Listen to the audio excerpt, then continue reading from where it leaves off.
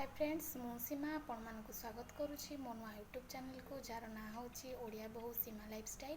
Friends आपण मैंने समस्ते विभिन्न प्रकार चिकेन रेसिपी बनैकी खाऊे किंतु आपण मानक आज गोटे चिकेन नुआ रेसिपी बनैकी देखेबी जार ना होची चिकेन बेसर।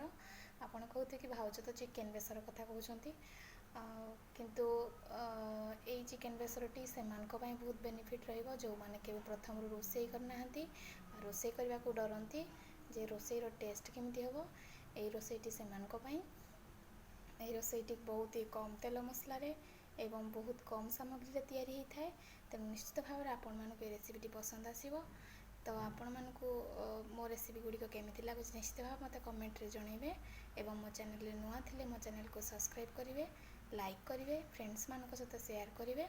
चलते एवं आपन को चिकेन बेसर केमी बिगनर मान बनइबे से बनैकी देखेबी। चलते जीवा किचन को।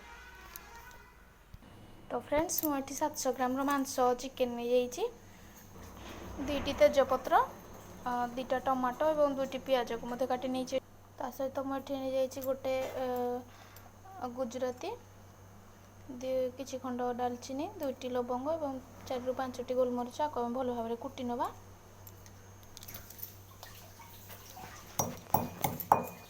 तो फ्रेंड्स एठी मु सहित नहीं गोटे गोटा रसुण जोटा आम मांसरे पकेबा एवं जो माने बिगनर अच्छा से निहाती भाव में तरकारी पसंद आसो जो मैंने केबे भी रोषे करना फास्ट टाइम बनाऊँ मांस निश्चित भाव में रेसिपीटी को ट्राए करेंगे से निश्चित भल लगे।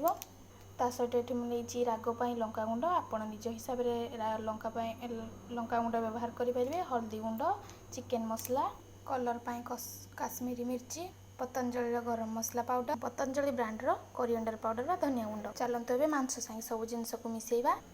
मुझे गोटे बड़ चामच रे गोटे चामच सरिष तेल नहीं ता सहित ये आम नहीं कटा टमाटो कटा पियाज को पकई ना ता सहित रखि गोटा रसुण को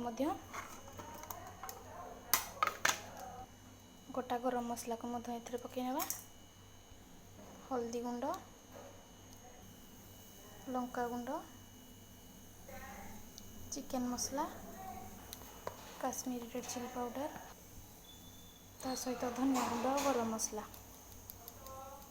धनिया गुंड और गरम मसला सबको भल भाव में गोल नवा। गोटे चुटकी कस्तूरी मेथी को एमती हाथ में क्रश करके पकई नवा।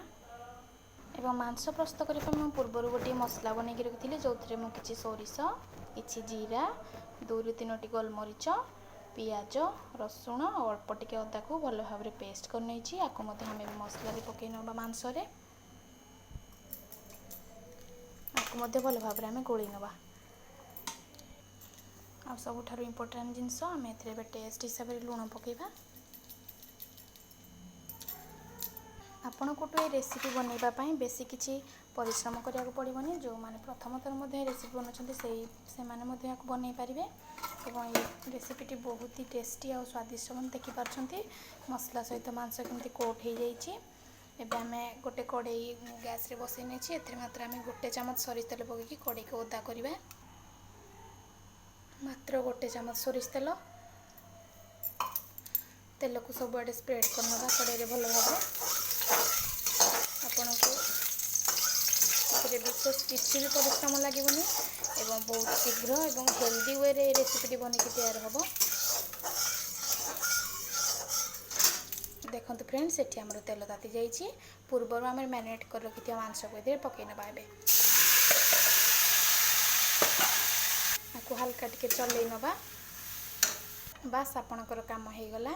एबे आम एमर ढांपुणी लगे ना आपन को ए विशेष किसी परिश्रम लगे केवल आपको मझे मझे आपको चलैवा पड़ो आड़े देखा पड़ो एवं आप निज हिसाब से झोल रखिए ताहले पानी मध्य व्यवहार करें। देखो फ्रेंड्स मांसटी केते कलरफुल होती लुण पकई पानी बाहरी जाइए आपंकर एक्सट्रा पानी दरकार होनी किंतु जब आप ग्रेवी करने को चाहती ताहले गरम पानी व्यवहार करेंगे।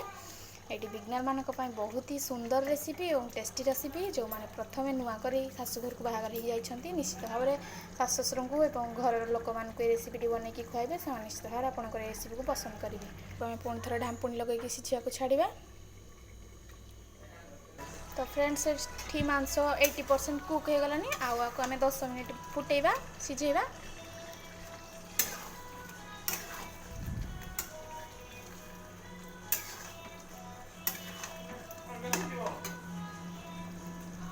तो फ्रेंड्स मांस आमर एठी रेडी हो जाइए। देखो मांसटी केते कलरफुल होती पेंटिंग जना पड़ुची। या आपण गरम भात रुटी का सहित नान सहित मध्य खाईपारे।